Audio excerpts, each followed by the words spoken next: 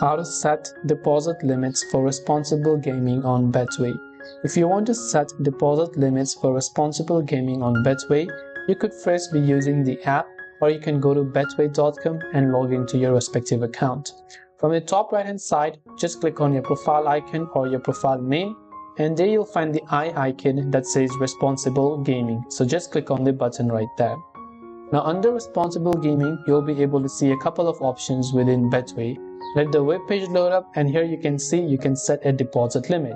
So here just go to deposit limit section, and here it says deposit limits gives you the ability to stay in control of your money and how much you want to spend. Once you reach your limit, you will be unable to deposit any more funds or take up selected offers for the remainder of the period. You can set daily, weekly or monthly limits on the preferred amount of money.